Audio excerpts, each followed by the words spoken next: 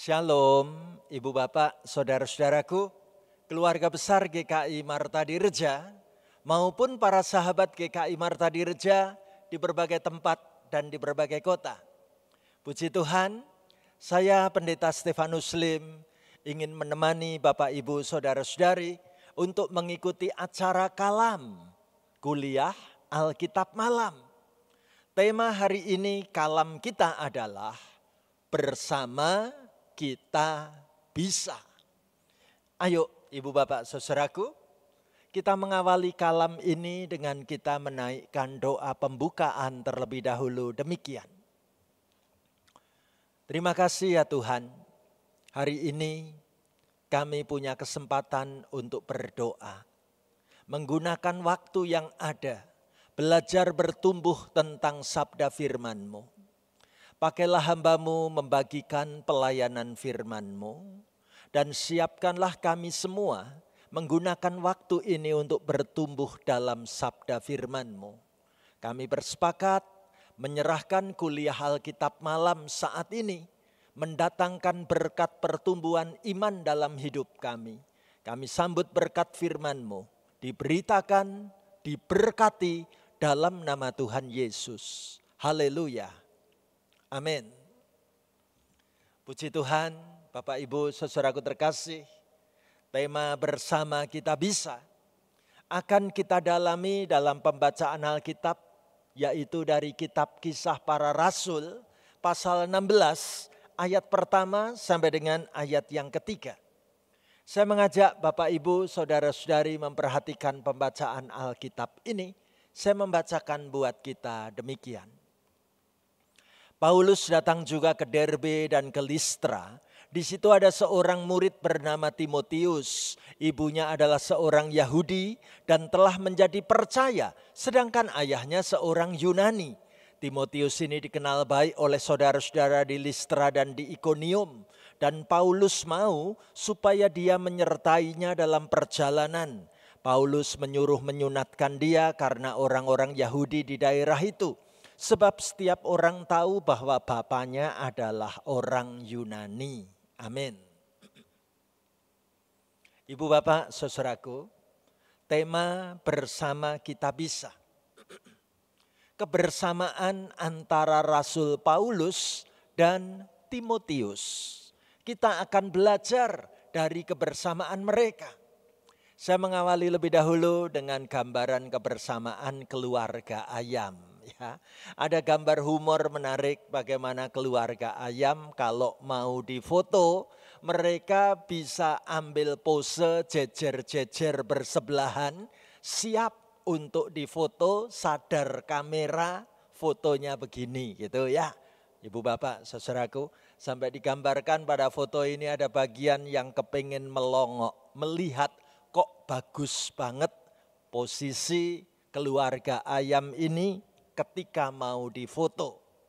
Pertanyaan kita, andai kata ada orang yang ingin melongok melihat kebersamaan hidup keluarga kita, kebersamaan hidup gereja kita, benarkah kebersamaan kita itu sesuatu yang menarik untuk dilihat?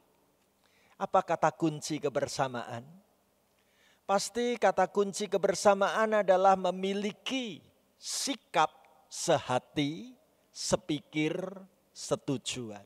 Nah, kita mau belajar bagaimana Rasul Paulus mengajak Timotius untuk sehati, sepikir, dan setujuan.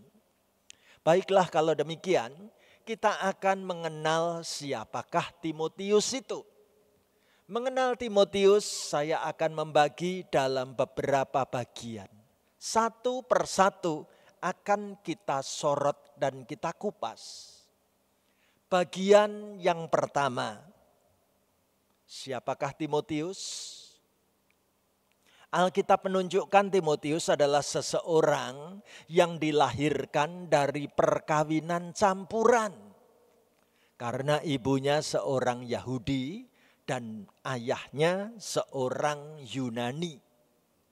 Langsung saya ingin tanya pada Bapak Ibu Saudara-saudari, adakah di antara peserta kalam ini bahwa kita termasuk hasil dari perkawinan campuran.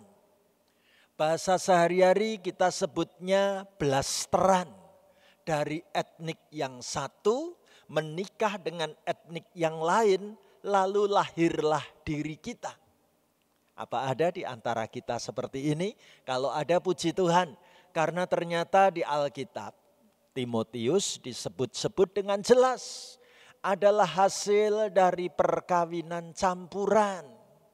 Mana buktinya kalau disebut bahwa ibunya itu orang Yahudi dan ayahnya seorang Yunani?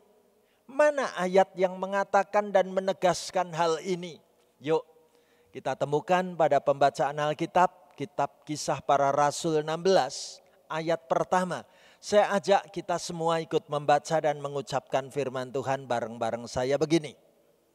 Paulus datang juga ke Derbe dan ke Listra. Di situ ada seorang murid bernama Timotius. Ibunya adalah seorang Yahudi dan telah menjadi percaya. Sedangkan ayahnya seorang Yunani. Ibu bapak saudaraku terkasih.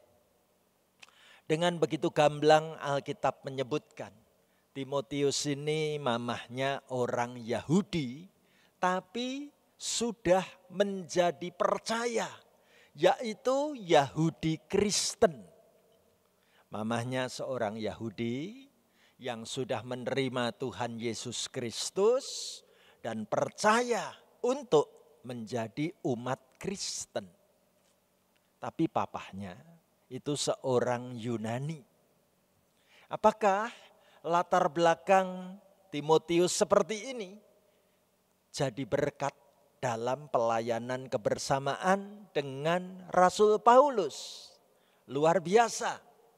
Bagaimana dalam diri Timotius mengalir dua etnik, dua budaya dari mama dan dari papahnya. Dengan latar belakang yang berbeda, pasti kemampuannya akan saling melengkapi. Bagaimana dengan pemahaman adat tradisi, baik sebagai seorang anak dari mamah Yahudi, mengenal betul bagaimana adat tradisi iman percaya sebagai Yahudi Kristen. Juga memiliki latar belakang ayahnya orang Yunani dengan budaya dan bahasa yang berbeda. Timotius punya dua-duanya, puji Tuhan. Hal yang kedua, saat kita diajak mengenal Timotius, bagian apa yang menarik? Coba kita memperhatikan di sini. Timotius ternyata disebut-sebut sebagai seseorang yang dikenal baik di daerah tempat tinggalnya. Apa artinya dikenal baik? Dikenal baik itu artinya bahwa ia memiliki kehidupan sehari-hari yang baik. Mungkin suka menolong, penuh perhatian, memiliki belas kasih, dan bagaimana sungguh-sungguh bisa menjadi contoh teladan. Inilah kehidupan Timotius. Persoalannya, mana bukti dalam Alkitab yang menunjukkan bahwa Timotius itu dikenal baik? Kita temukan pada pembacaan ayat yang kedua. Ayo Bapak Ibu saudaraku, kita baca kitab Kisah Para Rasul 16 ayat yang kedua bersama saya begini. Timotius ini dikenal baik oleh saudara-saudara di Listra dan di Ikonium. Puji Tuhan. Latar belakang sebagai orang yang baik ternyata diperlukan dalam sebuah kebersamaan pelayanan. Ya, dengan memiliki nama baik itu menjadi salah satu modal pelayanan yang sungguh-sungguh menentukan. Ya, luar biasa. Mari kita mengenal siapa Timotius bagian yang ketiga. Ibu bapak saudaraku, ternyata ditunjukkan buat kita. Timotius ini adalah seseorang yang mendapat pendidikan iman dari nenek dan ibunya. Mari kita periksa diri kita. Apakah nenek dan ibu kita juga telah menjadi orang Kristen. Nenek dan orang tua kita itu yang mengajari kita mengenal Tuhan Yesus. Timotius mendapatkan pendidikan iman seperti itu dari nenek dan dari ibunya. Mana buktinya? Yuk kita temukan dalam surat 2 Timotius 1 ayat yang kelima. Saya ajak ibu bapak saudara-saudari membaca firman Tuhan bareng-bareng saya demikian. Sebab aku teringat akan imanmu yang tulus ikhlas, yaitu iman yang pertama-tama hidup di dalam nenekmu Lois dan di dalam ibumu Eunike, dan yang aku yakin hidup juga di dalam dirimu. Puji Tuhan. Warisan iman ternyata terjadi dalam kehidupan Timotius, mula-mula dari neneknya yang bernama Lois. Nenek ini mewariskan iman untuk anaknya perempuan, yaitu ibunya Timotius yang bernama Eunike. Eunike kemudian juga mewariskan sikap imannya, dididik, diajarkan untuk anak laki-lakinya yang bernama Timotius. Dan Rasul Paulus katakan, Timotius, imanmu itu tulus ikhlas. Imanmu itu dibentuk sedemikian rupa oleh nenek dan ibumu, sehingga menjadikan dirimu sebagai anak Tuhan dengan iman yang tulus ikhlas. Motivasinya lurus, enggak neko-neko. Sikap imannya jelas, mau sungguh-sungguh melayani dan berkorban untuk Tuhan. Luar biasa. Ibu bapak saudaraku, sekarang mari kita melihat siapa Timotius bagian yang keempat. Bagian yang keempat saya mau tunjukkan pada ibu bapak saudara-saudari bahwa Timotius adalah seseorang yang dari kecil suka membaca kitab suci. Pertanyaan saya begini, apakah di antara kita ada yang memiliki hobi suka membaca? Puji Tuhan.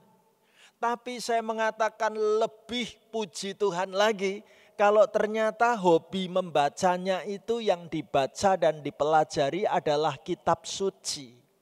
Timotius ternyata dari kecil punya minat baca kitab suci itu tinggi sekali.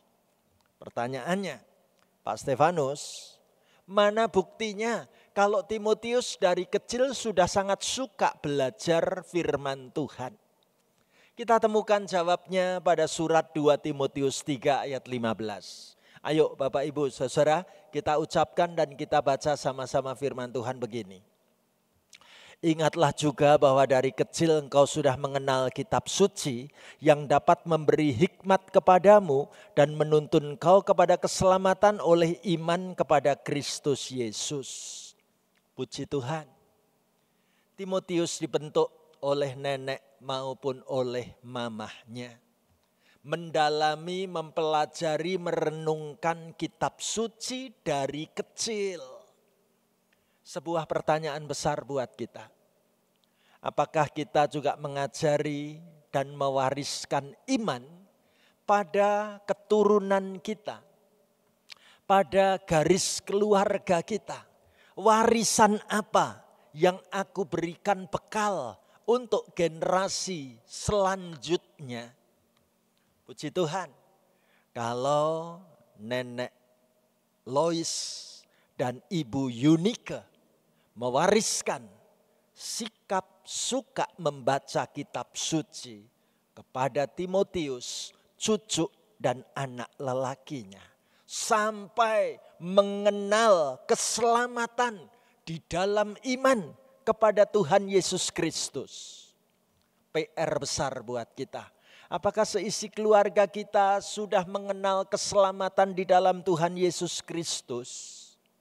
Dan bagaimana kita terus mendoakan, mengajak, bahkan mengajarkan supaya keluarga kita tidak ada yang tercecer, tidak ada yang tersisih dan tertinggal.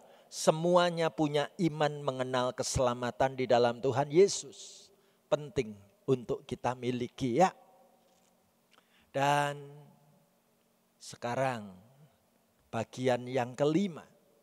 mengenal siapakah Timotius, ayo kita melihat bahwa ternyata Timotius ini adalah seseorang yang dilibatkan dan diajak Rasul Paulus supaya ikut menemani perjalanan pelayanannya sebagai pemberita Injil.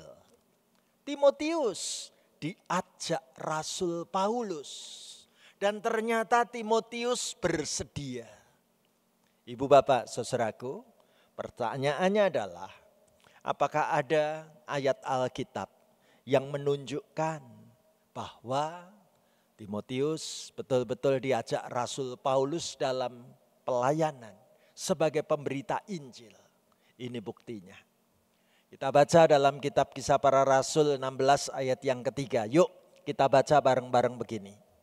Dan Paulus mau supaya dia menyertainya dalam perjalanan. Paulus menyuruh menyunatkan dia karena orang-orang Yahudi di daerah itu. Sebab setiap orang tahu bahwa bapaknya adalah orang Yunani. Ibu bapak saudaraku, dalam budaya dan tradisi bangsa Yunani tidak mengenal sunat. Tetapi karena Timotius akan diajak melayani orang-orang Yahudi, di mana tradisi dan budaya orang Yahudi itu mewajibkan sunat.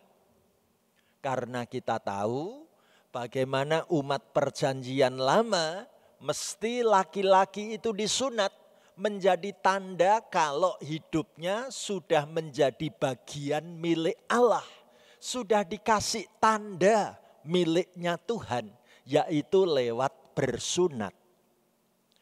Puji Tuhan, tradisi ini kemudian diperbaharui dalam kehidupan umat perjanjian baru, bukan lagi dengan sunat tanda untuk menjadi bagian umat Allah, tetapi diganti dengan baptisan. Jadi yang disebut umat Allah bukan cuma kaum pria yang bersunat model Yahudi ya. Karena baptisan berlaku untuk pria dan wanita, bahkan untuk anak-anak. Bagaimana tanda menjadi bagian umat Allah bahwa kita sudah dibaptis. Ibu bapak saudaraku, Timotius dipersiapkan Rasul Paulus karena tuntutan kebutuhan pelayanan menghadapi orang-orang Yahudi. Maka Timotius telah menggenapi diri dan bersedia untuk mengikuti sunat agar menjadi bagian dalam pelayanan yang sama dengan Rasul Paulus. Namun kita pun tahu bahwa sunat bukan tradisi kekristenan. Ya, jadi kita tidak perlu khawatir seputar apakah aku sudah sunat atau belum. Karena alasan anak Tuhan bersunat itu bukan dalam rangka kewajiban agama seperti tradisi masyarakat umat perjanjian lama. Namun sunat bisa saja kita mengerti dalam kaitan medis kesehatan. Ya, bukan sebagai tanda umat Allah. Karena kita sudah dikasih tanda dengan dibaptis. Puji Tuhan, haleluya. Ibu bapak saudaraku, inilah Timotius yang bersedia untuk memenuhi tugas pelayanan dengan Rasul Paulus, yaitu dengan rela hati bersedia mengikuti tradisi sunat agar bisa diterima di kalangan umat Israel, agar Injil bisa masuk dalam kehidupan orang-orang Yahudi, agar Timotius tidak jadi batu sandungan, puji Tuhan. Tapi Rasul Paulus sendiri tidak pernah mewajibkan orang-orang yang bukan Yahudi untuk sunat. Ya, dalam surat-surat kepada orang-orang di Galilea, di Korintus, tidak ada kewajiban untuk orang harus bersunat. Karena ini hanya milik khasnya orang-orang Yahudi. Ya, puji Tuhan. Ibu bapak saudaraku, bagian yang ke-6. Ayo kita mengenal bagaimana Timotius bekerja sama dengan Rasul Paulus. Bagian yang ke-6 mau menunjukkan buat saudara dan saya, Timotius adalah seperti anak yang suka menolong Rasul Paulus sebagai bapaknya. Relasi mereka antara relasi senior dan junior. Keren banget sih. Relasi seperti papa dengan anaknya. Mana buktinya dalam Alkitab disebutkan hal ini? Ayo kita temukan dalam pembacaan Alkitab surat Filipi 2 ayat 22. Saya ajak kita baca bareng-bareng firman Tuhan begini ya. Kamu tahu bahwa kesetiaannya telah teruji dan bahwa ia telah menolong aku dalam pelayanan Injil sama seperti seorang anak menolong bapaknya. Puji Tuhan. Ibu bapak saudaraku, dalam kehidupan bergereja kita pun diajak untuk melibatkan baik dari kelompok lanjut umur, generasi yang lebih tua dengan generasi yang lebih muda. Apakah ada kekompakan pelayanan, kesehatian, saling melengkapi, luar biasa. Alkitab hari ini mau menunjukkan buat saudara dan saya. Kalau bersama kita pasti bisa. Nah, mari kita melihat dan mencermati kebersamaan seperti apa yang sudah kita lakukan dalam hidup di tengah keluarga dan gereja kita. Bapak Ibu saudaraku, saya punya gambar pensil warna yang sudah diraut dan disetting penataannya, diletakkan bersebelah-sebelahan seperti ini, sehingga membentuk simbol hati. Dan ada caption kata-kata di sana, ayo mewarnai gereja kita. Ayo libatkan dirimu untuk ikut mewarnai gereja kita. Dari mimbar gereja ini saya mau mengatakan berbanggalah menjadi bagian dari keluarga GKI Marta Direja. Mari kita tidak goyah dengan status ini. Kita tidak perlu pindah-pindah gereja. Kita tidak perlu untuk loncat dari gereja satu ke gereja lain. Bersyukurlah Tuhan menempatkan kita menjadi bagian dari keluarga GKI Marta Direja Purwokerto. Ayo kita bangun dan kita kembang tumbuhkan kebersamaan kita. Dengan cara apa? Saya rindu gereja bisa menentukan target-target perubahan. Apa contohnya? Contohnya dalam 3 lingkaran yang berbeda warna. Lingkaran paling luar berwarna merah. Ini adalah lingkaran bagi pengunjung kebaktian. Peserta ibadah. Cukupkah pengunjung atau peserta ibadah itu tetap ada dalam lingkaran warna merah? Atau perlu kita tarik dan kita ajak menjadi masuk dalam lingkaran warna biru? Yaitu lingkaran aktivis. Ayo kita melibatkan pengunjung-pengunjung baru di gereja. Bukan jadi penonton, bukan cuma jadi peserta, tapi boleh ikut terlibat aktif. Seperti talenta dan bakat yang dimiliki. Bahkan dari lingkaran biru kita bisa menarik lagi masuk ke dalam lingkaran warna hijau muda. Ikut menjadi pengurus, menjadi pemimpin yang membawa kehidupan perputaran gereja terus melaju dan terus melaju demi kemuliaan nama Tuhan.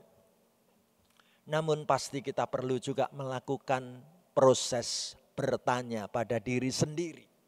Pertanyaannya, apa bunga dan duri dalam taman pelayananku?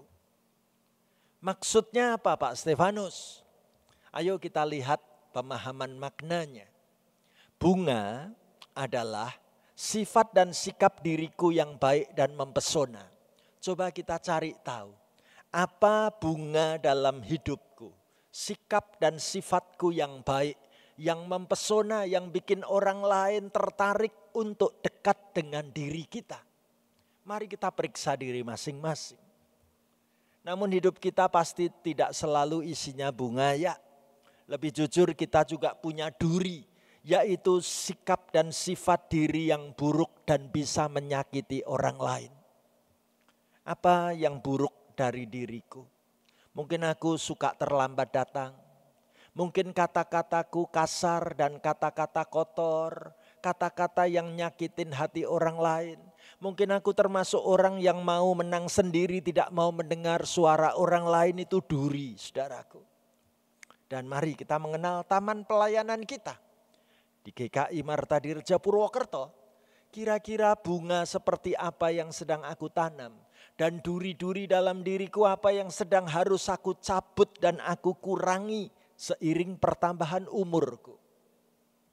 Rasul Paulus bersama Timotius, mereka bersama sungguh bisa. Saya rindu kita semua bersama juga pasti bisa. Siapkah saudara? Ayo kita doakan kebersamaan kita. Ayo kita semangati seorang dengan yang lain. Ibu bapak saudaraku, di bagian akhir kalam ini saya sekaligus juga mau berpamitan. Bahwa mulai besok Jumat saya mesti siap-siap menggunakan waktu cuti sabatikal. Saya dan keluarga berpamitan untuk berangkat cuti mulai besok pagi. Ya, hari Jumat pagi.